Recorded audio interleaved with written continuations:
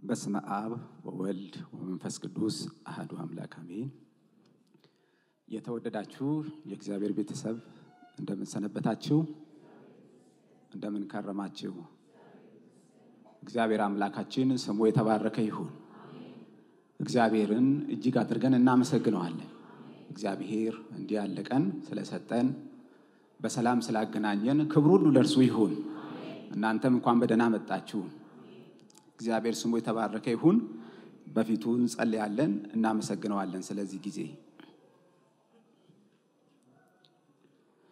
አባታችን እግዚአብሔር በልጅህ በጌታችን በኢየሱስ ስም እናመሰግናለን። ክብርና ምስጋና ላንተ ይሁን።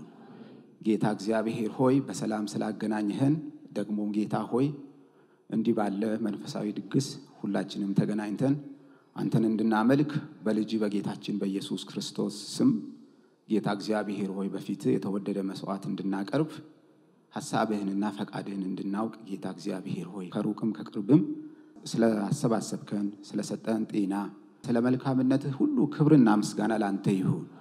አባታችን እግዚአብሔር ሆይ ለኛ መልካም ሐሳቢ አንተ ነህና ዛሬ በዚህ ሰዓት ጌታ ሆይ ብዙ ጸጋ ብዙ ምሕረት ብዙ ፍቅር ካንተ ዘንድ ስለምናይ ጌታ ሆይ እናመሰግናለን።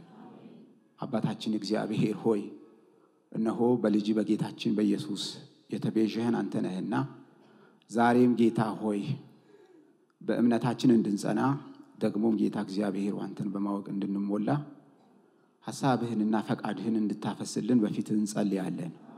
ጌታ እግዚአብሔር ሆይ እኔም ወገኖቼ ከልዩ ልዩ ስፍራ ወደዚህ ቦታ መተናል። ጌታ ሆይ የመጣነው በስምህ ነው፣ የተሰበሰብነው በስምህ ነው። ጌታ እግዚአብሔር ሆይ ካንተ እጅ ብዙ በረከት ጌታ እግዚአብሔር ሆይ እንደለመድነው ዛሬም እንጠብቃለን። ጌታ ሆይ መጽናናት የሚገባው እንዲጽናና ጌታ ሆይ መገሰጽ የሚገባው እንዲገሰጽ መጽናት የሚገባው እንዲጸና በጌታችን በኢየሱስ ስም በዚህ ሁሉ ጌታ ወደዚህ ጉባኤ እንድትመጣ በፊትህ እንጸልያለን። ማንም ጌታ እግዚአብሔር ሆይ ካንተ ጋር ሳይገናኝ ጌታ ሆይ ካንተ ጋር ሳይነካካ ደግሞ በቃል ጌታ ሳይባረክ ተስፋው ሳይለመልም ማንም ከዚህ እንዳይወጣ በፊትህ እንጸልያለን። እናመሰግናለን። አንተ በዚህ ስላለ ክብር ሁሉ ላንተ ይሁን። በጌታችን በኢየሱስ ስም ምስጋና ላንተ ይሁን። አሜን። እግዚአብሔር ስሙ የተባረከ ይሁን። በድጋሚ እንኳን ደህና መጣችሁ። ምክንያቱም በዚህ ስንገናኝ እግዚአብሔርን እጅግ እናመሰግነዋለን። ምክንያቱም እግዚአብሔር በእያንዳንዳችን ሕይወት የሚያስደንቅ ስራ ሰርቷልና አንዳችንን አይተን እግዚአብሔርን እናመሰግነዋለን፣ እግዚአብሔርን እናከብረዋለን። ዛሬም የእግዚአብሔር እጅ እንደሚሰራ እንደገና አንዳችን በአንዳችን ፊት ላይ እንመለከታለን። ስለዚህ የኛም መምጣት ብቻ ሳይሆን የሌሎች ወንድሞችና እህቶች መምጣት እንዲሁ ያስደስተናል። በዚህ ደግሞ እግዚአብሔርን እጅግ አድርገን እናመሰግነዋለን። ክብር ሁሉ ለእርሱ ይሁን።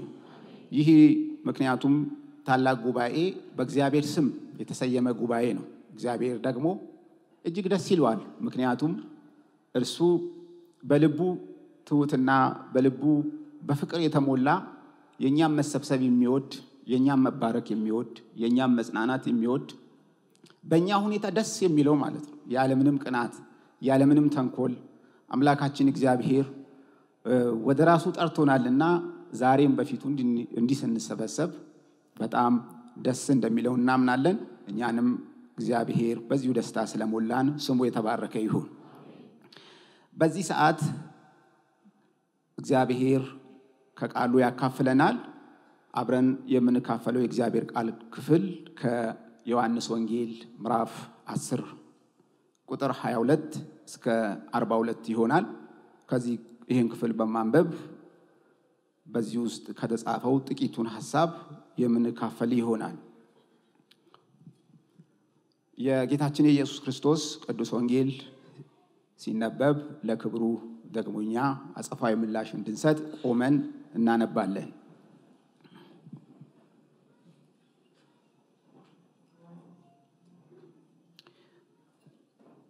የጌታችን የኢየሱስ ክርስቶስ ቅዱስ ወንጌል ዮሐንስ እንደጻፈው ምዕራፍ 10 ቁጥር 22 እስከ 42 እንዲህ ተብሎ ተጽፏል። በኢየሩሳሌምም የመቅደስ መታደስ በዓል ሆነ፣ ክረምትም ነበረ። ኢየሱስም በመቅደስ በሰለሞን ደጅ መመላለሻ ይመላለስ ነበር። አይሁድም እርሱን ከበው እስከ መቼ ድረስ በጥርጣሪ ታቆየናለህ? አንተ ክርስቶስ እንደሆንክ ገልጠ ንገረን አሉት። ኢየሱስም መለሰላቸው እንዲህ ሲል፣ ነገርኳችሁ፣ አታምኑምም። እኔ በአባቴ ስም የማደርገው ሥራ ይህ ስለ እኔ ይመሰክራል። እናንተ ግን እንደነገርኳችሁ ከበጎቼ ስላልሆናችሁ አታምኑም። በጎቼ ድምፄን ይሰማሉ፣ እኔም አውቃቸዋለሁ፣ ይከተሉኝማል። እኔም የዘላለም ሕይወትን እሰጣቸዋለሁ፣ ለዘላለምም አይጠፉም፣ ከእጄም ማንም አይነጥቃቸውም። የሰጠኝ አባቴ ከሁሉ ይበልጣል፣ ከአባቴም እጅ ሊነጥቃቸው ማንም አይችልም። እኔና አብ አንድ ነን። አይሁድ ሊወግሩት ደግመው ድንጋይ አነሱ። ኢየሱስ ከአባቴ ብዙ መልካም ሥራ አሳየዋቸው፣ ከነርሱ ስለማንኛው ሥራ ትወግሩኛላችሁ ብሎ መለሰላቸው። አይሁድም ስለ መልካም ሥራ አንወግርህም፣ ስለ ስድብ፣ አንተም ሰው ስትሆን ራስን አምላክ ስለማድረግ ነው እንጂ ብለው መለሱለት። ኢየሱስም እንዲህ ብሎ መለሰላቸው፣ እኔ አማልክት ናችሁ አሉ ተብሎ በሕጋችሁ የተጻፈ አይደለምን? መጽሐፉ ሊሻር አይችልምና። እነዚያን የእግዚአብሔር ቃል የመጣላቸውን አማልክት ካላቸው የእግዚአብሔር ልጅ ነኝ ስላል እናንተ አብ የቀደሰውን ወደ ዓለምም የላከውን ትሳደባለህ ትሉታላችሁን? እኔ የአባቴን ሥራ ባላደርግ አትመኑኝ፣ ባድርገው ግን እኔን ስንኳ ባታምኑ አብ በእኔ እንደሆነ እኔም በአብ እንደሆን ታውቁና ታስተውሉ ዘንድ ሥራውን እመኑ። እንግዲህ ደግመው ሊይዙት ፈለጉ፣ ከእጃቸውም ወጣ። ዮሐንስም በመጀመሪያ ያጠምቅበት ወደ ነበረው ስፍራ ወደ ዮርዳኖስ ማዶ እንደገና ሄደ፣ በዚያም ኖረ። ብዙ ሰዎችም ወደ እርሱ መጥተው ዮሐንስ አንድ ምልክት እንኳ አላደረገም፣ ነገር ግን ዮሐንስ ስለዚህ ሰው የተናገረው ሁሉ እውነት ነበረ አሉ። በዚያም ብዙዎች በእርሱ አመኑ። ክብር ሁሉ ለጌታ ይሁን። እንቀመጣለን። እግዚአብሔር ያክብራችሁ።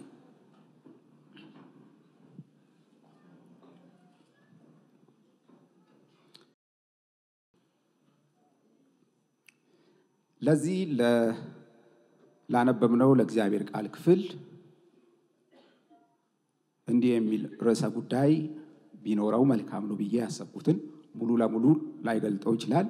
ትኩረት የምናደርግበትን ክፍል የበለጠ ለማመልከት ነው። ኢየሱስ የዘላለም ሕይወትን ይሰጣል ነው። እግዚአብሔር ስሙ የተባረከ ይሁን። ኢየሱስ የዘላለም ሕይወትን ይሰጣል። ይሄንማ እናውቀዋለን፣ ምን አዲስ ነገር አለ ካላችሁ፣ በእርግጥ በዓለም ላይ በዚህ ጊዜ ከ5 ቢሊዮን በላይ የሚሆኑ ህዝቦች ኢየሱስ አዳኝ መሆኑን አያምኑም። አለማመን ብቻ አይደለም፣ ይህንን ሕይወት አልተካፈሉም። እጅግ ያሳዝናል። ምክንያቱም ኢየሱስ የዘላለም ሕይወት እንደሚሰጥ እኛ አምነን በሕይወታችን እናውቃለን። ስለዚህ ታላቅ ተስፋ ያለን የእግዚአብሔር ሕዝብ ነን ማለት ነው። ጌታችን ኢየሱስ ክርስቶስ የዘላለምን ሕይወት ብቻ አይደለም፣ ለዛሬም የዘላለም ሕይወት ሲባል ወደፊት የሚመጣ ዘመን ሊመስል ይችላል። ዛሬም ይሄ ሕይወት በእኛ ይሰራል። እግዚአብሔር ስሙ የተባረከ ይሁን። ምክንያቱም የዘላለም ዋስትና የሰጠን ዛሬም በእኛ ውስጥ ይሰራል። ዛሬም ሕይወት ስላለን ነው ይህ ሕይወት ገፍቶን ወደዚህ ሰበሰበን። ይሄንን ሕይወት ለማጽናት የዚህን ሕይወት ባለቤት ለማክበርና ለማመስገን ነው በዚህ የተገኘ ነው። ይህ ሕይወት ፍሬ የሚያፈራ ፍሬ የሚሰጥ እግዚአብሔርን የሚያስከብር ሕይወት ነው። ደግሞም የሚበዛ ሕይወት ደግሞ ተስፋ ያለው የማይወሰድ እና ይሄንን ዛሬ እግዚአብሔር በዚህ ባነበብነው ክፍል የበለጠ ያጸናልናል። ለምን መሰላችሁ ወገኖቼ? የዘላለም ሕይወት እያለን በዕለታዊ ጉዳይ በአንዳንድ ነገሮች በአንዳንድ ሁኔታዎች ብዙ ዋጋ እንከፍላለን፣ እናዝናለን፣ ብዙ ነገር ይጎድልብናል። አንዳንዴ የዘላለም ሕይወት ያለውም ሰው አንመስልም በሕይወታችን ማለት ነው። ታላቅ ተስፋ ያለን ሰዎች ነን። ታላቅ ክብር ያለን ሰዎች ነን። በማን ዘንድ? በእግዚአብሔር ዘንድ። ለምን?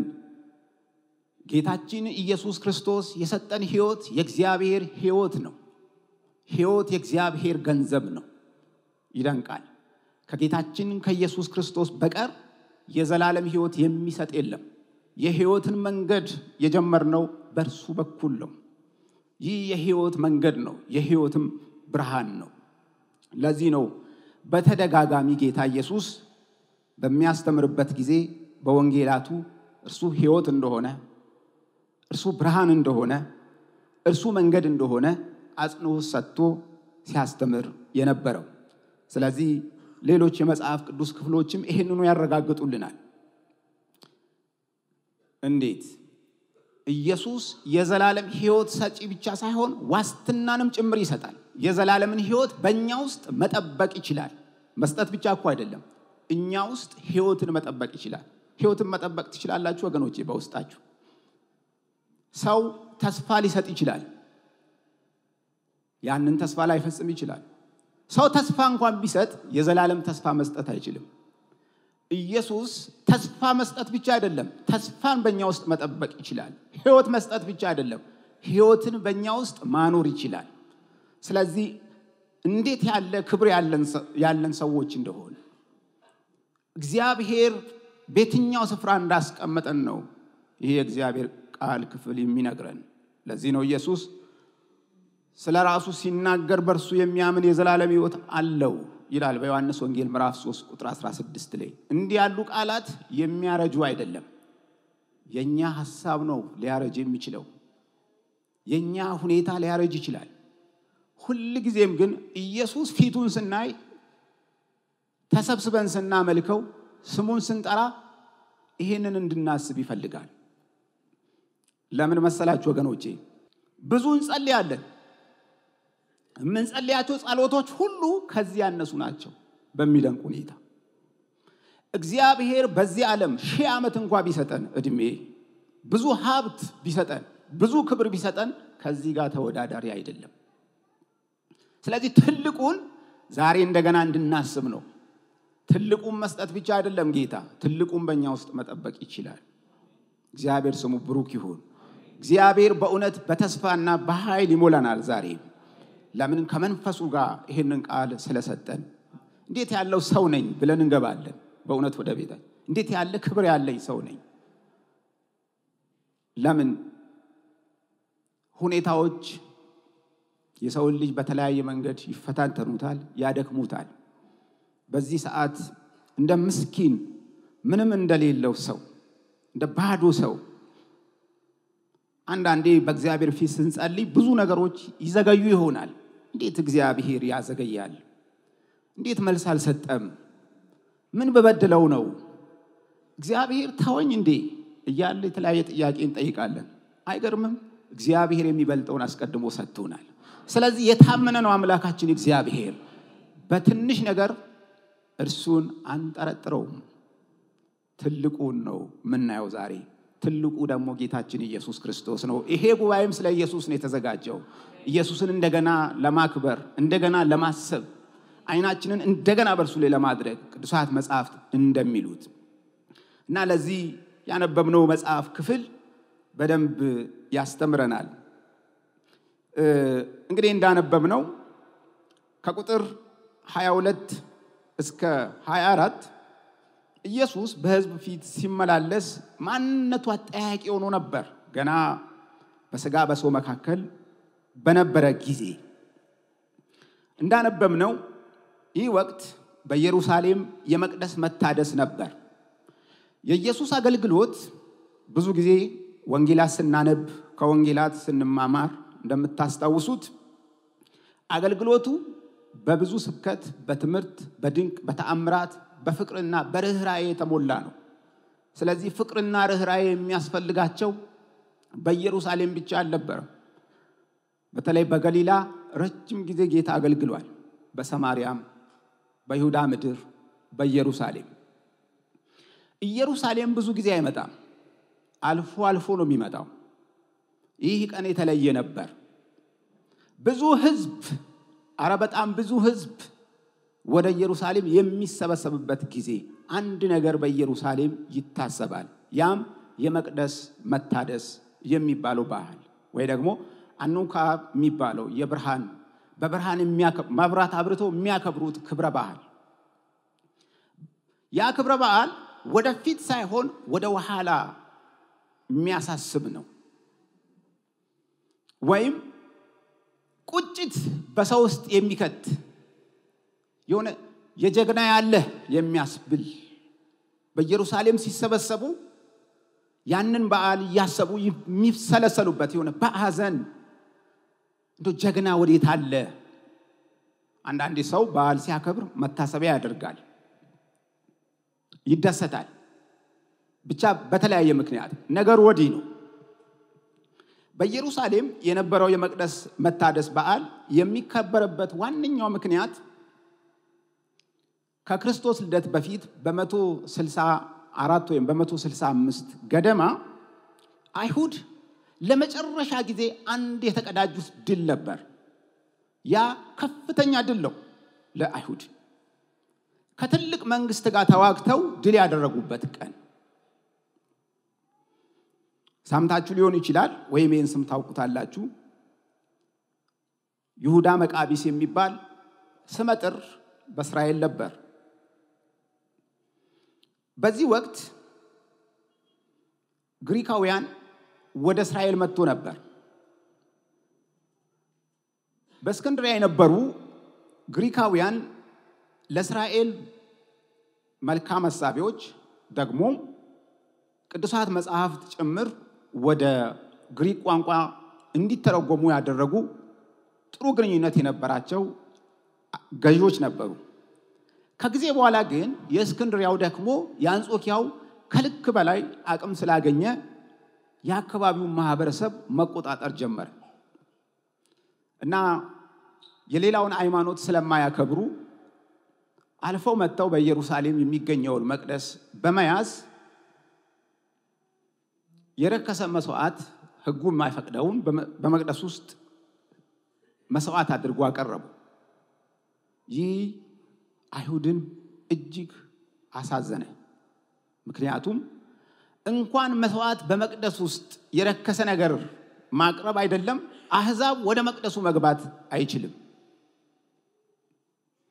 መንፈሳዊ ህይወታቸው ተረበሸ ማለት ነው በዚህ ሰዓት ትልቅ አዘን ውስጥ ገቡ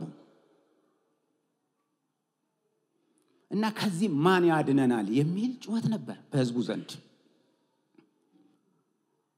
አንድ ካህን በዛ በኢየሩሳሌም ያገለግል ነበር ማሲያስ የሚባል ይሄንን አዘኑን ለልጆቹ ይነግራል 7 ልጆች ነበሩት ከ7ቱ ልጆች መካከል አንደኛው ይሁዳ መቃቢስ የሚባለው ይሄንማ ተቀምጠናናይም በሚል ህዝቡን ሁሉ አስተባብሮ ከግሪክ መንግስት ጋር ገጠመ በሚያስደንቅ ሁኔታ በጥቂት ኃይል ትልቁን የግሪክ መንግስት አሸነፉ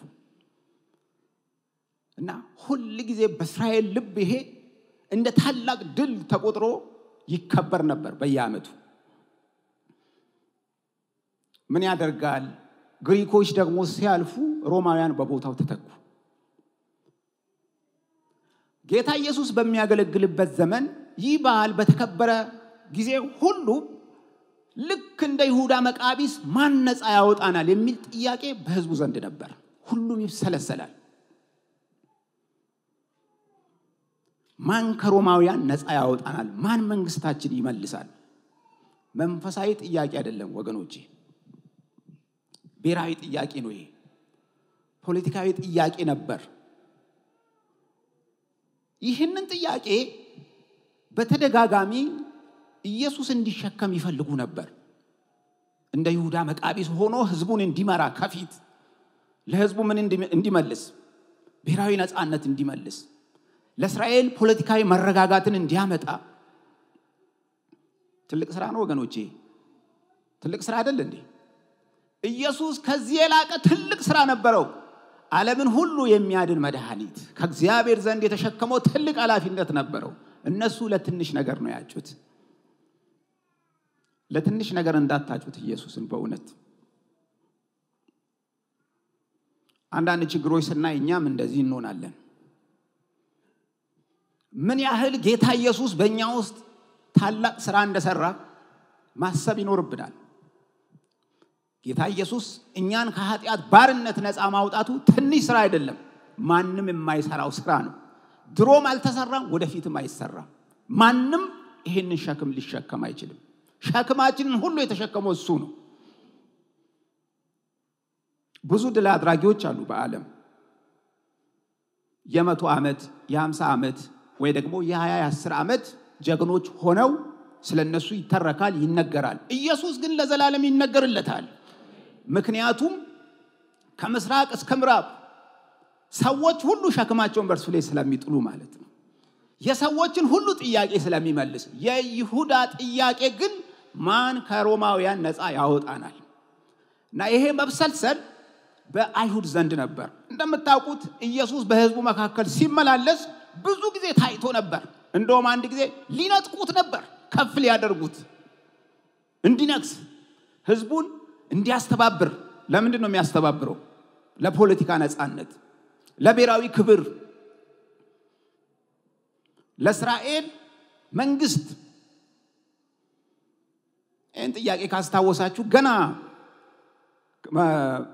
ማነው ከሙታን ከተነሳ በኋላ ሊያርግ ሲል ደቀ መዛሙርቱ ጭምር ይሄንን ጥያቄ ወደ ጠረጴዛ አምጥተው ነበር እንደው የእስራኤልን መንግስት ነገር እንደው ምን አደረከው መች ተመለሳለ የእስራኤልን መንግስት እስኪሉ ድረስ ማለት ነው በነገራችን ለኛም እኮ ሁሉ እንጭበረበራለን ወደ ክርስቶስ ስንመጣ መንፈሳዊ አርነት ነው ያገኘነው ቤተክርስቲያንም የዛ አርነት ተምሳሌት ናት በዓለም ላይ የዚህ ክብር ማሳያ ናት ሰይጣን እንደተሸነፈ እግዚአብሔር በልጁ ሞትን እንዳሸነፈ ነገሮች ሁሉ እንደተለወጡ ማንንም የማይፈታው እንቆቅልሽ እንደተፈታ ማለት ነው ይሄንን እምላችሁ ከታሪኩ ጋር የማነጻጽረው ኢየሱስን ላነሰ ነገር እንዳታጩት በእውነት ለተራ ነገር ለሚያልፍ ነገር ለሚበላ ለሚጠጣ ለሚያልፍ በፍጹም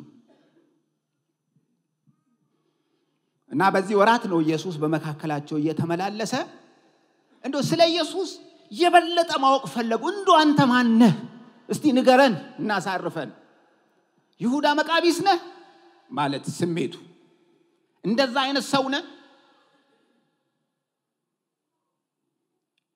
ጌታ በሰው ልብ ውስጥ የሚያየው የዘላለም ሞት ነው ልብ በሉ አደገኛ ነገር ውስጥ ነው ያለው ዓለም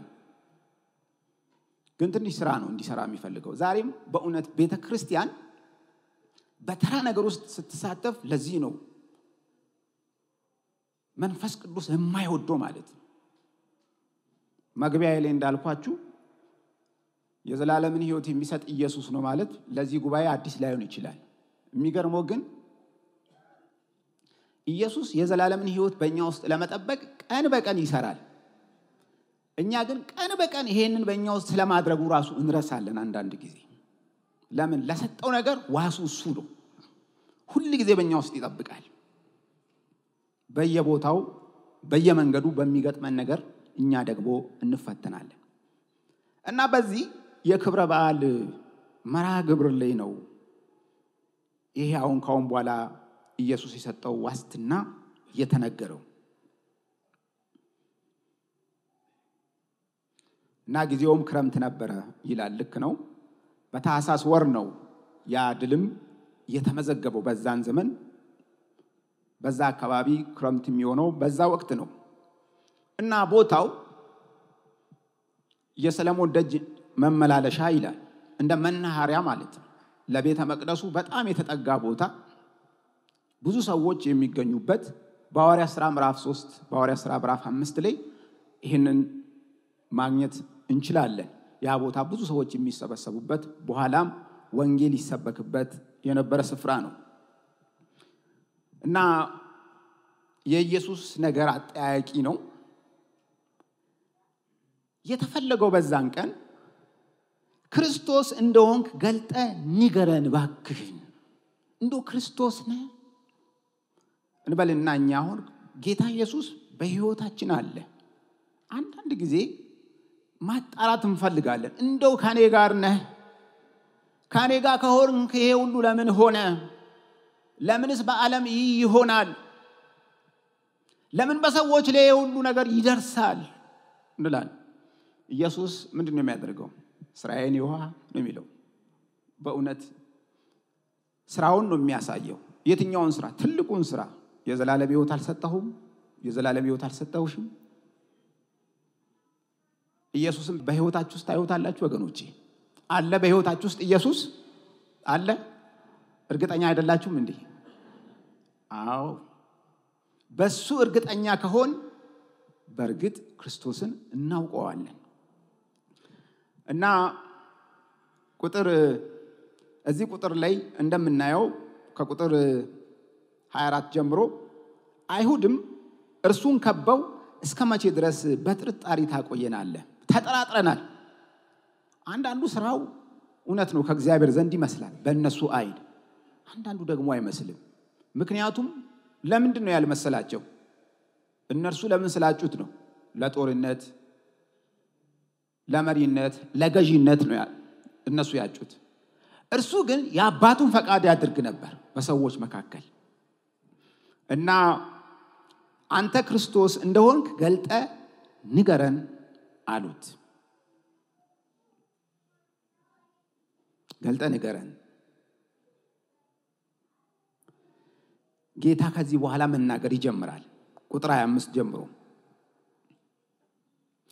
ኢየሱስም መለሰላቸው እንዲህ ሲል ነገርኳችሁ አታምኑም እኔ በአባቴ ስም የማደርገው ሥራ ይህ ስለኔ ይመሰክራል ስለኔ ማወቅ ትፈልጋላችሁ እኔ ማን እንደሆንኩ ለዚህ ምስክሩ ምን አለ የማደርገው ሥራ ይህ ስለኔ ይመሰክራል በስራዬ እኔ ማወቅ ትችላላችሁ ብዙ ታዳጊዎች በእስራኤል መካከል ከዚህ ቀደም ተነስቷል ስራቸው ይታወቃል ኢየሱስ አሁን በህዝቡ መካከል እየተመላለሰ ነው ስለሱ ግን ብዙ ጥርጣሬ ነበራቸው ከዚህ በፊት በዮሐንስ ወንጌል ምዕራፍ 8 ላይ ብዙ ክርክር ተደርጎ ነበር ከዛ መሃል እንዲህ ብሏቸዋል እሱ አብርሃም ሳይወለድ እኔ አለው ብሎ ነግሯቸዋል የኔም ማንነት ማወቅ ከፈለጋችሁ ይሄ ብዙ ጠብና ክርክር አስነስቷል እንዴ ይህ 40 ዓመት እንኳን ያልሞላ ጎልማሳ እንዴት ከአብርሃም በፊት አለው ይላል ስለዚህ ትክክል አይደለም ብለው ተከራክረውታል ጌታ ግን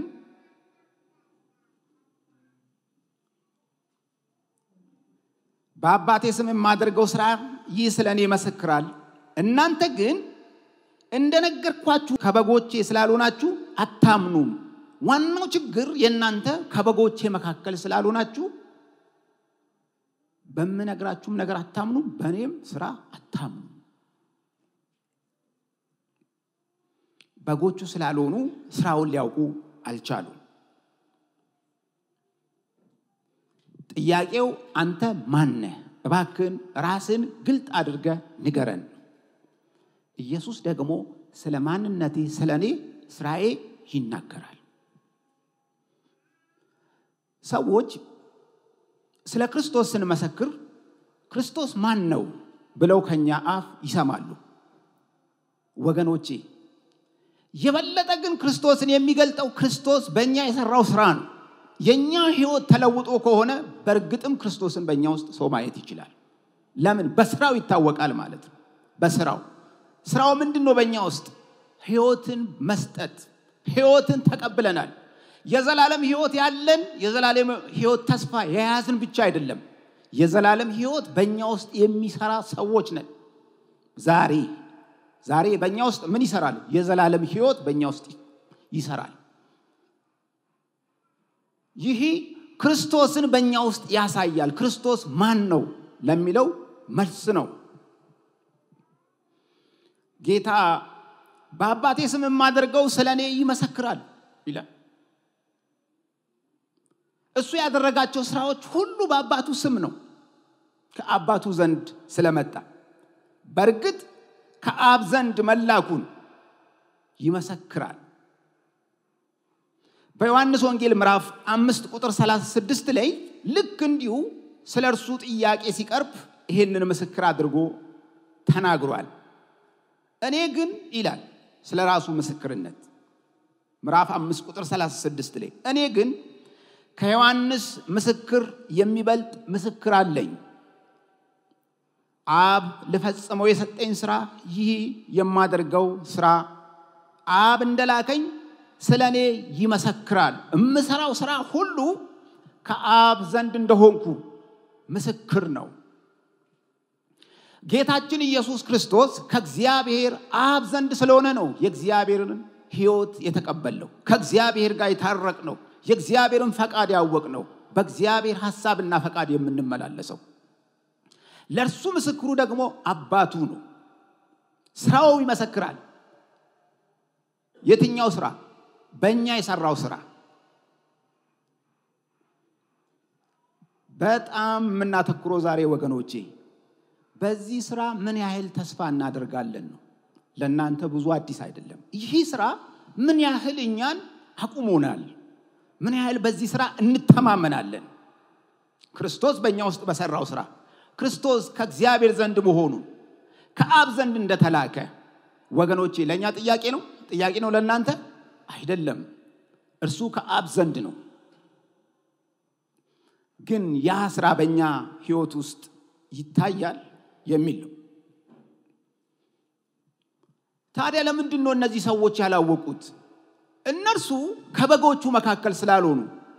ከምዕራፍ 10 ጀምሮ ይሄንን አስተምሯል። የምታውቁት ክፍል ነው። ኢየሱስ የበጎች እረኛ እንደሆነ፣ በጎቹ እንደሚያውቁት፣ ድምጹን እንደሚሰሙ፣ ድምጹን እንደሚለዩ በደንብ ነግሯቸዋል፣ አስተምሯቸዋል ከዚህ በፊት። ታዲያ አሁን ምን ይላል? በጎቼ ድምጼን ይሰማሉ፣ እኔም አውቃቸዋለሁ፣ ይከተሉኝማል። ለምን? የእረኛ ስርዓት እንዴት እንደሆነ በምዕራፍ 10 ላይ ተብራርቷል። ይሄንን ታውቁታላችሁ ብዬ አስባለሁ። በጎች የእረኛቸውን ድምጽ ይለያሉ በባህሉ። ለምንድን ነው አንተ ከእግዚአብሔር ዘንድ ነህ እባክህን ንገረን ብሎ የሚጨነቁት? ለምንድን ነው? የክርስቶስን ድምጽ መለየት አልቻሉም። እግዚአብሔር ከዚህ ያድነን። በእውነት እግዚአብሔር ከዚህ ያድነን። እግዚአብሔር ሲናገር የእግዚአብሔርን ድምጽ መለየት መቻል አለብን። ከእግዚአብሔር ዘንድ ነው ጌታችን ኢየሱስ ክርስቶስ የሚያወራቸው የሚያናግራቸው። በነገራችን ላይ ወገኖቼ ከዚህ በፊት እግዚአብሔርን የማያውቁ ህዝቦች አይደሉም። ሕግ ያላቸው ነቢያት ያላቸው እግዚአብሔርን የሚያመልኩ ናቸው። አሁን ግን የእግዚአብሔርን ድምጽ መለየት አልቻሉም። የሆነ ነገር አጥበርግሯቸዋል፣ ተንታተዋል፣ ግራ ተጋብተዋል። አንደኛው ቅድም እንዳነሳውላችሁ ታሪኩን ያመጣሁት ስለሚጠቅመን ነው። እግዚአብሔር ለሰው ልጅ ያዘጋጀው የዘላለምን ሕይወት ነው፣ ተስፋ ነው፣ ክብር ነው። እስራኤል ግን መሲሁን የምትፈልገው ብሔራዊ ክብር ማግኛ አድርጋ ነው። ኢየሱስን ለሆነ ነገር ማስፈጸሚያ ብናደርገው ክብር ይሰማቸዋል ወገኖቼ? ይሄ ምን አመጣው?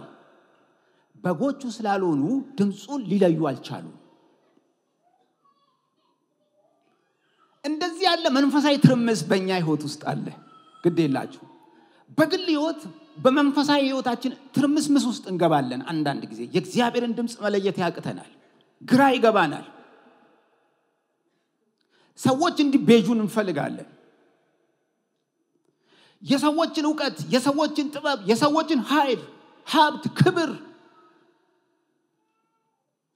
መጠቀም እንፈልጋለን። ግራ እንጋባለን፣ እንምታታለን። ኢየሱስ ግን ዛሬም ወደ መጀመሪያው አቦጊዳም ከሆነ እርሱ የዘላለም ህይወት የሚሰጥ ጌታ ነው። የዘላለም ህይወት የሰጠንን ነው ማለት ነው። አሁን ማስተዋል ያለብን ምን ማለት ነው? ምንድነው የሰጠኝ? አላችሁ በእናንተ እጅ አለ የዘላለም ህይወት? ይሄን ህይወት እንዳላችሁ እርግጠኞች ናችሁ? እርግጠኞች ናችሁ ወገኖቼ? ከዚህ በኋላ ብንጸልይ፣ ብንወጣ፣ ብንወርድ፣ ዓለም ሁሉ ቢሰጠን ከዚህ ጋር ተስተካካይ የሆነ ሀብት፣ ከዘላለም ህይወት ጋር ተስተካካይ የሆነ ክብር ከዚህ ዓለም እናገኛለን? ታዲያኛ በእግዚአብሔር ዘንድ ዋስትና ያለን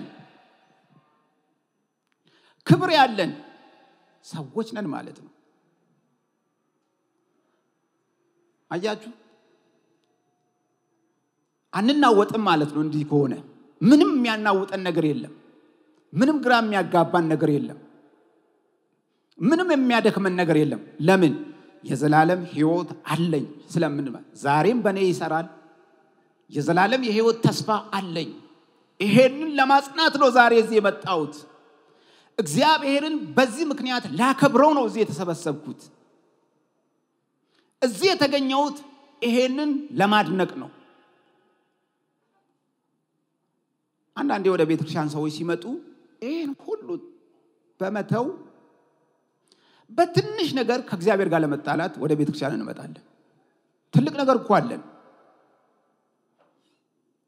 ይሄ ከምንድን ነው የሚመጣው?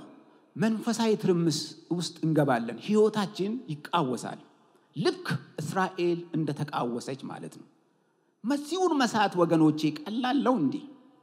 ለሺህ ዓመት ሲጠበቅ የኖረውን መድኃኒት፣ ተስፋ፣ ህይወት ቆሞ እንደው አንተ ማን ነህ ማለት እኮ ግራ አጋቢ እኮ ነው። በክርስቶስ እጅ ሲሆን የነበረው የሰው ልጅ የሚያደርገው አይደለም። የሚያስተምረው ትምህርት፣ የሚሰብከው ስብከት፣ የሚሰራው ድንቅ ነገር፣ ፍቅሩ፣ ደግነቱ፣ ርህራሄው በሰው ታይቶ አያውቅ። እና ጌታ ሁሉ የተፈጠረው በጎቼ ስላሉ ናችሁ ነው አለ። እግዚአብሔር እንዲህ ከመባል ያድነን። ማለት ግራ ሲገባን እንዴ በግ አይደለህም እንዴ ብሎ ጌታ እንዳይታዘበን። ለምን? ሁለት አይነት በጎች እኮ ስላሉ ነው። ከላይ እሱ ተናግሯል። ድምጹንም ማይለዩ ከርሱ የርሱ ያልሆኑ በጎች።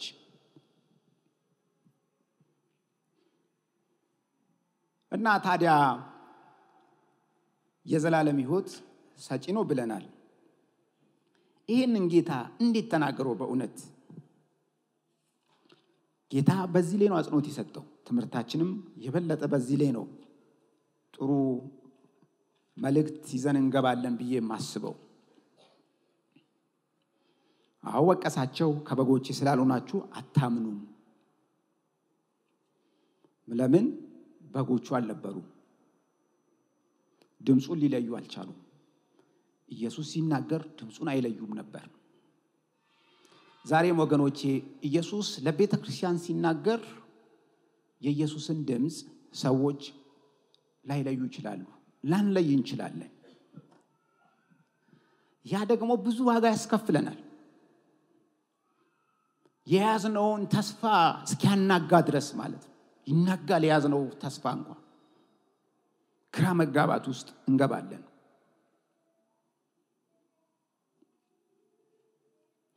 ስለዚህ እንዲህ ያለ ጌታ እናንተ በጎቼ ስላልሆናችሁ ነው ካለ በኋላ በጎቼ ድምፄን ይሰማሉ እኔም የዘላለምን ሕይወት እሰጣቸዋለሁ አለ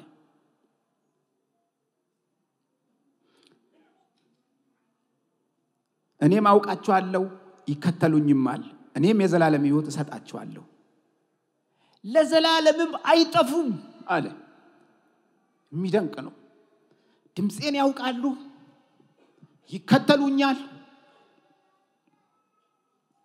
ደግሞ እኔም አውቃቸዋለሁ ይሄ ብቻ አይደለም እኔም የዘላለምን ሕይወት እሰጣቸዋለሁ አለ እግዚአብሔር ስሙ የተባረከ ይሁን በጎቹ ከሆነ በእውነተኛ የዘላለም ሕይወት አለ ከሁሉ የላቀ ከሁሉ የከበረ ሀብት ከእግዚአብሔር ዘንድ ተቀብለናል ማለት ነው ክርስቲያን የሆነው በዚህ ምክንያት ነው ከእግዚአብሔር ጋር የታረቅነው በዚህ ምክንያት ነው ወደ እግዚአብሔር ክብር ለመግባት እና ትንሽ ራሳችንን እንፈትሻለን ወገኖቼ ለምን መሰላችሁ አዳዲስ ክርስቲያኖች በክርስቶስ ሲደሰቱ ነባሮች ደግሞ እየደከሙ ሲሄዱ ብዙ ቦታ ይታያል ብዙዎች ጌታን ካመኑ በኋላ ወደ ግራ መጋባት ወደ ተስፋ መቁረጥ በሚገጥም አንዳንድ በኑሮ ሊሆን ይችላል በትዳር ሊሆን ይችላል በአገር አለመረጋጋት ሊሆን ይችላል በዓለም ውስጥ በሚፈጠሩ ነገሮች ሰዎች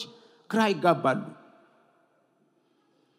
ጌታ ኢየሱስ ግን ከኛ ጋር ሲገናኝ ከአማኞች ጋር ሲገናኝ በዘላለማዊ ኪዳን ነው እንጂ በእለታዊ ተስፋ አይደለም በዘላለማዊ ተስፋ ማለት ሰው ከባንክ ብዙ ገንዘብ ካለው ወገኖቼ ልበ ሙሉ ነው እንደ ልቡ ይገዛል እንደ ልቡ ይከፍላል ይጋብዛል ምንም ፊቱ ላይም ደስታ ነው የሚነበበው የምታውቁት ነው በኑሯችን ውስጥ ከቤት ሀብት ካለ ዘመድ ካለ ወገን ካለ ችግር እንኳን ቢገጥመው ሰው ተስፋ ያደርጋል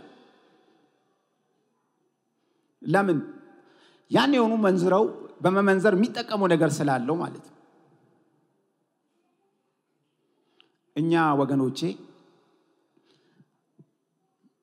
በባንክ ካለ ሀብት በላይ ከዘመድ በላይ ከየትኛውም ክብር በላይ የሆነ ታላቅ ተስፋ ታላቅ ሀብት አለን እርሱም ጌታችን ኢየሱስ ክርስቶስ ነው በየትኛውም በሚገጥመን ፈተና ሁሉ ማለት ነው ኢየሱስን ይዘን እንድንቀርብ እርሱ ይፈልጋል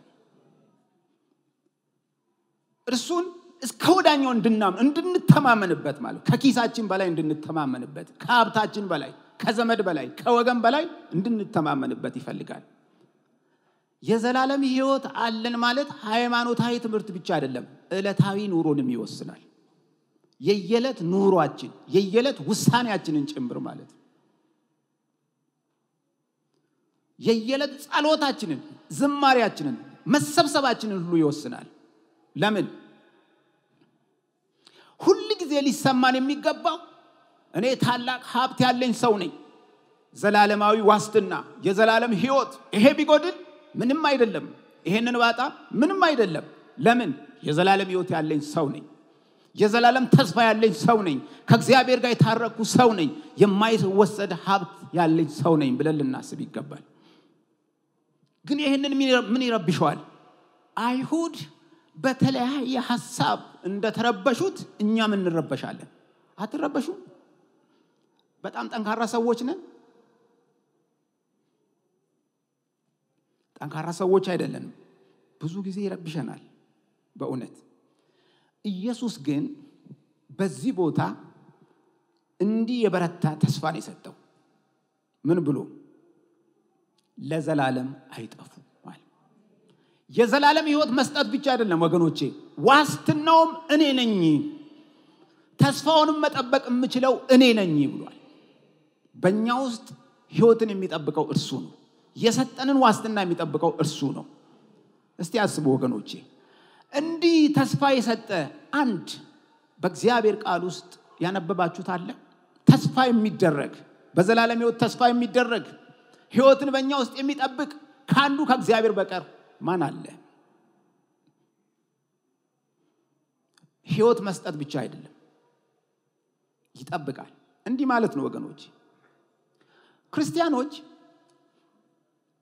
በሕይወተ ሥጋ በዓለም ውስጥ ሲኖሩ ጌታ በመጨረሻ የተናገረው ነገር አለ በዓለም ሳላችሁ መከራ አለባችሁ ብሎ አስጠንቅቋል። ብዙ ችግር ይገጥማችኋል፣ ብዙ ፈተና በኑሮ ሊሆን ይችላል፣ በእምነታችን ምክንያት ሊሆን ይችላል፣ እስከ ሞት በእሳት እስከ መቃጠልም ልንሄድ እንችላለን። ግን ማንም የነን የዘላለም ሕይወት ሊወስድ አይችልም። ለምን? እርሱ ስለሚጠብቀው ማለት ነው። በእኛ ውስጥ ክብር ሁሉ ለእርሱ ይሁን። ለዚህ ነው ጌታ ኢየሱስን የምንወደው። ለካ ሕይወት መስጠት ብቻ አይደለም፣ ሕይወትን በእኛ ውስጥ ይጠብቃል። ለምን? መልካም እረኛ ስለ በጎቹ ሕይወቱን አሳልፎ ስለሚሰጥ ማለት ነው። ቅጥረኛ አይደለም፣ ሙያተኛ አይደለም። በእኛ ውስጥ ሕይወትን እስከ ወዳኛው ይጠብቃል። ልክ እረኛ ከተኩላ በጎችን እንደሚጠብቅ በደሙ ቀጥሮ ኢየሱስ ይጠብቀናል። በስሙ ከልሎ ኢየሱስ ይጠብቀናል ሁሉ ጊዜ። ይሄ ማለት ፈተና አይገጥማችሁም፣ መከራ ውስጥ አታልፉም አይደለም። ይሄንን አስቡት ነው። ይሄንን አስቡት።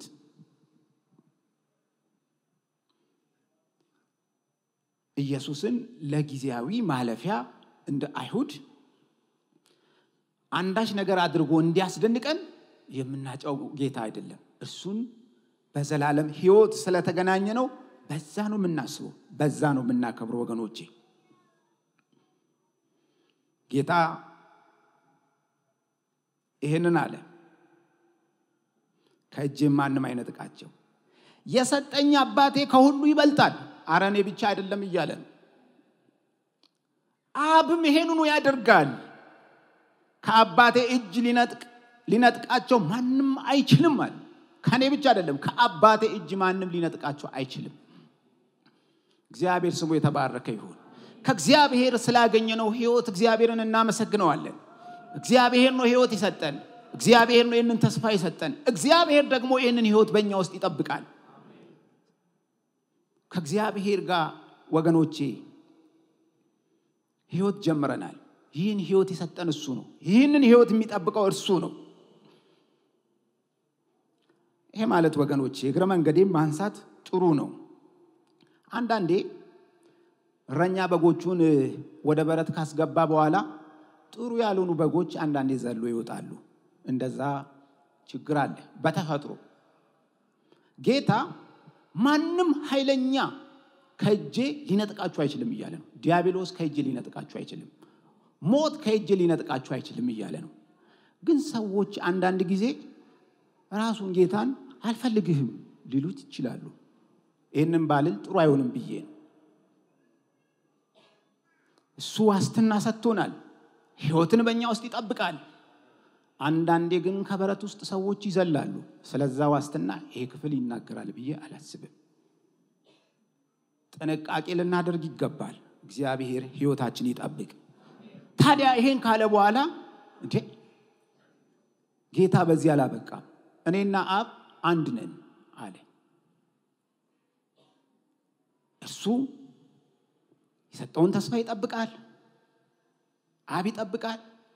እንደውም ጨመረና ንገረን ለሚሉ ሰዎች እኔና አብ አንድ ነን አለ። አላወቃችሁ ኖሮ። በዚህ ሰዓት አይሁድ ሊወግሩት ደግሞ ድንጋይ አነሱ። ኢየሱስ ከአባቴ ብዙ መልካም ሥራ አሳየዋችሁ፣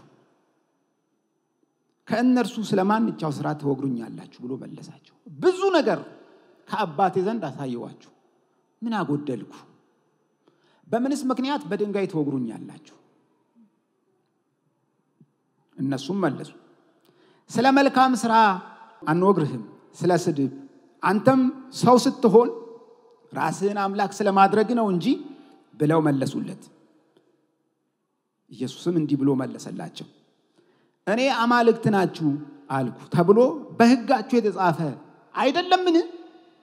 መጽሐፍ ሊሻር አይችልምና። እነዚያን የእግዚአብሔር ቃል የመጣላቸውን አማልክት ካላቸው የእግዚአብሔር ልጅ ነኝ ስላልኩ እናንተ አብ የቀደሰውን ወደ ዓለምም የላከውን ትሳደባለህ ትሉኛላችሁን? እኔ የአባቴን ሥራ ባላደርግ አትመኑኝ፣ ባድርገው ግን እኔንስ እንኳ ባታምኑ አብ በኔ እንደሆነ እኔም በአብ እንደሆንኩ ታውቁና ታስተውሉ ዘንድ ሥራውን እመኑ። ምን ያስደንቃል! ድሮ የእስራኤል ገዢዎች የነበሩ ወይም መኳንንቶች መሳፍንቶች ሙሴም ቢሆን አማልክት ተብሎ ተጠርቷል። ተራው ሰው እንኳን ስለምን ገዢ ለማለት እሱማ የእግዚአብሔር ልጅ ነው። እኔማ ምኑ ጥያቄ ውስጥ ይገባል? የኢየሱስ አብ ቀድሶ ወደ ዓለም የላከው እውነተኛ ከአብ ዘንድ ሆነው ለምንድን ነው ወገኖቼ ሁሉ የሆነው? በጎቹ ስለሆኑ ኢየሱስን መስማት አይችሉም ነበር። ኢየሱስን ማስተዋል አይችሉም ነበር። ኢየሱስን አለማስተዋል ቀላል አድርገን ልናስበው እንችላለን። ዛሬ ሰዎች በቀልድ ያሳልፋሉ፣ ይዘባበታሉ። እንደ ተራም ነገር ሕይወትን ሲጋፉ እናያለን። እግዚአብሔር ለኛ ምህረት ስላደረገ ነው እዚህ የተሰበሰብነው። እግዚአብሔር ስለተቀበለን ነው። እንዳይቀልባችሁ ወገኖቼ፣ ቀላል አድርጋችሁ እንዳታስቡ። እነዚህ ተላለፉት የእግዚአብሔር ልጅ ሊያውቁት አልቻሉም። በነገራችን ላይ ኢየሱስ አዎ ነኝ ብሎ ብዙ ጊዜ እኮ መልስ ሰጥቷል። መሲህ ነኝ፣ ከእግዚአብሔር ዘንድ ነኝ፣ የእግዚአብሔር ልጅ ነኝ ብሏል። እነዚህ ሊያምኑበት የሚፈልጉ ሰዎች ይመስሏቸዋል? ወደ ግራ መጋባት ከመሄድ እግዚአብሔር ይጠብቀን። ግራ መጋባት ውስጥ ስንገባ በእውነት ወገኖቼ የእግዚአብሔርን ድምጽ መስማት እናቆማለን። የእግዚአብሔርን ድምጽ መስማት ካቆምን የእግዚአብሔርን ፈቃድ አናውቅም፣ የእግዚአብሔርን ሐሳብ አናውቅም። እንሰናከላለን፣ እንወድቃለን፣ እንጠፋለን። ክርስቶስን በሚበላና በሚጠጣ እናጨዋለን። እርሱ ግን የዘላለም ሕይወት ሰጪ ነው። በዚህም ነው ከኛ ጋር የተገናኘው። የዘላለምን ሕይወት ለኛ በመስጠት የዘላለምን ሞት ከኛ ላይ በመሻር ፍርድን ከኛ ላይ በማንሳት ሕይወትን ለኛ በመስጠት እንዲሁ በዋዛ ግን ክርስቶስ ከነሱ ፊት ሲያልፍ እናያለን ወገኖቼ።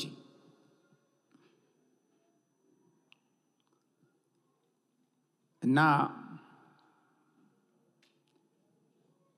እንግዲህ ደግሞ ሊይዙት ፈለጉ፣ ከእጃቸው ወጣ።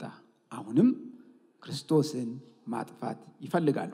በመጨረሻ በዚህ መጽሐፍ ላይ ጌታ በዛ ሲያገለግል ቆይቶ ወደ ዮርዳኖስ ፈቀቅ እንዳለ ይናገራል።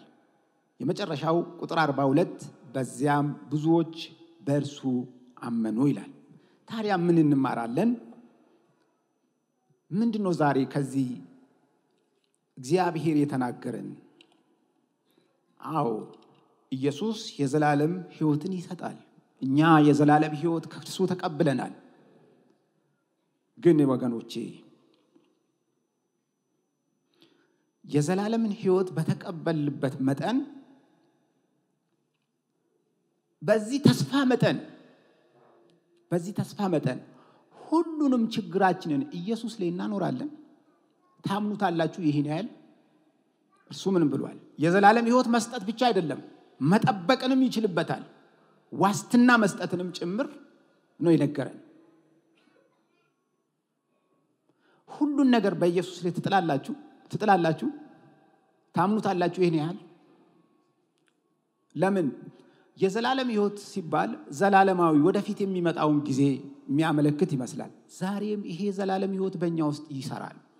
በዚህ ካመንነው እውነቴን ነው የምላችሁ ወገኖቼ፣ ድምፁን እንሰማለን፣ ከሱ ጋር እንተባበራለን፣ ከሱ ጋር እንወጣለን፣ እንገባለን። ብዙ የሚያስጨንቀንን ብዙ ሐሳብ የሆነብንንም ነገር በእውነት ለኢየሱስ እንተውለት። በእውነት እኔ በዚህ ክፍል ይሄንን የተረዳሁት ኢየሱስ ይሄን ያህል ዋስትና ከሰጠኝ፣ ጌታ ኢየሱስ ይሄን ያህል የታመነ ከሆነ የእግዚአብሔር ሕዝብ በክርስቶስ ላይ ሊደገፍ ይገባል። የእግዚአብሔር ሕዝብ ክርስቶስን ሊያምነው ይገባል። የእግዚአብሔር ሕዝብ ሕይወቱን ለክርስቶስ ሊሰጥ ይገባል። በአንዳች እንኳ በእውነት ወገኖቼ ግር ሊለን አይገባም። ምክንያቱም በዘላለም ሕይወት አምነነዋል። አምናችሁታል አይደል? አምነነዋል ወገኖቼ። ታዲያ ለምንድን ነው አንዳንድ ጊዜ ግራ የሚገባን? እንደገና ልክ እንደ አይሁድ እንደው ክርስቶስ ነህ አንተ ብለን እንደገና ምን ጠይቀው? እኛስ እንዲላለን እንችላለን። በርግጥ እግዚአብሔር ከኔ ጋር ነው ብለን ጥያቄ እናቀርባለን። በጎቹ ከሆን ድምጹን እንሰማለን። ከርሱ እጅ የሚነጥቀን የለም። ምክንያቱም እርሱ ስለኛ ከየትኛውም ነገር ይከላከልልናል። ከየትኛውም አደገኛ ነገር፣ ከየትኛውም ክፉ ነገር እኛን መጠበቅ ይችላል። እኛ በዚህ እምነት ከጸናን ለሌሎች በረከት መሆን እንችላለን። ለሌሎች ምስክር መሆን እንችላለን። ኢየሱስ የዘላለም ሕይወት እንደሚሰጥ የማያምኑ ብዙዎች አሉ በዓለም ላይ። አንዳንዴ በእኛ ለመጽናት ራሱ ግራ ይጋባሉ። ማለት እኛ ግራ ስንጋባ ሁሉም ነገር ውስጥ ጥልቅ ስንል ማለት ነው። ሁሉም ነገር ውስጥ ስንገባ ለምሳሌ ብዙ ታዳጊ እንፈልጋለን። እኛ ከዚህ ዓለም ታዳጊ ይፈልጋል። በተለይ በእኛ ሀገር ትድግና የማይፈልግ የለም። ትልቅ ትድግና ማለት ነው። ትልቅ ትምክህት አለብን። ይሄንን ትልቅ ትምክህት ጌታ አይወደውም። ትምክህታችንን እንድንሰብር ይፈልጋል። ለግጭት የሚዳርገን ሰዎች ስስታም ስግብግቦች የሚሆኑት በየቦታ የሚያጭበረብሩት ሰዎች ብዙ ዋጋ የሚከፍሉት አንዳንዴም ደግሞ ሰዎች የሆነ ኃይል የሚታመኑት ወገናቸውን ቤተሰባቸውን ሀብታቸውን የሚታመኑት በተለይ ክርስቲያኖች በክርስቶስ ላይ ያለን መተማመን ዝቅተኛ ስለሆነ እምነታችን ልክ ጌታ በልበ ሙሉነት እንደተናገረ ወገኖቼ ዛሬ ከኛም እንደዚሁ አጸፋዊ ምላሽ ያስፈልጋል። እኔም አምናለሁ አንተ የዘላለም ሕይወት ሰጪ ነህ። ሰጪ ብቻ አይደለም እስከ ወዳኛው እስከ መጨረሻ መጠበቅ ትችላለህ። እውነትም ዋስትናዬ ነህ። እኔም ደግሞ ተማመንብሃለሁ ልንለው ይገባል። ኢየሱስ እንዲህ ያለ እምነት ከኛ ይፈልጋል። እንዲህ ያለ እምነት ወገኖቼ በውስጣችን ዛሬ ኢየሱስን እንደገና እናስበዋለን ማለት ነው። ለካ የከበረ የዘላለም ሕይወት አለኝ። ዋስትና ያለው ሕይወት ብቻ አይደለም ዋስትና ጭምር ማለት ነው። ማንም ሊወስዱ አይችልም። ማንም ኃይል ሊነጥቀን አይችልም። ቅድም እንዳልኳችሁ በራሳችን አውጥተን ካልጣለው በስተቀር በእውነት በታሪክ እንዲህ ብዙዎች ሲያደርጉ ስለታየ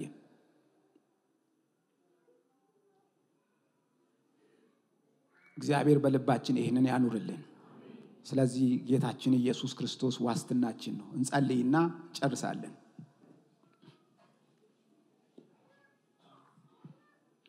እግዚአብሔር ሆይ እናመሰግናለን። አንተ በልጅህ በጌታችን በኢየሱስ ክርስቶስ የዘላለምን ሕይወት ሰጥተህናል። ይሄንን ሕይወት በእኛ ውስጥ የምትጠብቀው አንተ ነህ። ክብር ሁሉ ላንተ ይሁን። ጌታ እግዚአብሔር ሆይ በልዩ ልዩ ነገር በልዩ ልዩ ፈተና ወዲና ወዲያ ስንወዛወዝ ግራ ስንጋባ ጌታ ሆይ እንደገና ወደ ኢየሱስ እንድንመለከት እንደገና የተሰጠንን ተስፋ እንድናስብ ይሄንን የከበረ ሕይወት ጌታ ሆይ እንደገና እንድናስብ ጌታ ሆይ ወደዚህ ወደ ልባችን አምጥተሃል።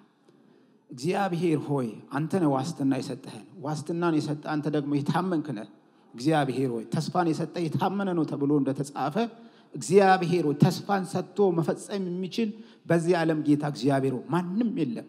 ተስፋን ሰጥተህ ስትፈጽም ግን እግዚአብሔር ሆይ እኛ አይተናል። እግዚአብሔር ሆይ በቃልህ ውስጥ በሕግ በነቢያት በመዝሙራት እንደተጻፈ የሰጠው ተስፋ ተፈጽሞ እኛ የዘላለምን ሕይወት ተቀብለናል። ይህንን ሕይወት እስከ መጨረሻ በእኛ ዘንድ እንደምትጠብቅ ጌታ ሆይ እናውቃለን፣ እናምናለን። እግዚአብሔር ሆይ ዛሬም ብዙ ሁኔታዎች በሕይወታችን ዙሪያ አሉ። ጌታ እግዚአብሔር ሆይ በእውነት ጌታ የታመነ ነው እንዲልባችን በአንተ ላይ እንዲደገፍ ጌታ ሆይ በሁሉ በአገልግሎታችን እንድናምን በሕይወታችን እንድናምን በኑሯችን እንድናምን ጌታ ሆይ በአንተ እርፍ እንድንል ጌታ ሆይ በአንተ ላይ ተዘልለን እንድንቀመጥ በጌታችን በኢየሱስ ስም አንተ እርዳን። ይህ ጉባኤ ጌታ እግዚአብሔር ሆይ በእውነት ጌታ አለኝ፣ መድኃኒት አለኝ፣ የዘላለም ሕይወት ተስፋ አለኝ፣ ደግሞ በእኔ ውስጥ የሚጠብቅ ጌታ አለኝ ብሎ ጌታ ሆይ በአንተ ላይ እንዲደገፍ በመንፈስ ቅዱስ በልባችን አትምልን። እናመሰግናለን፣ እናከብራለን። ይህን ስለሰጠን ተባረክ። በጌታችን በኢየሱስ ስም በፊት ጸልይ። አሜን።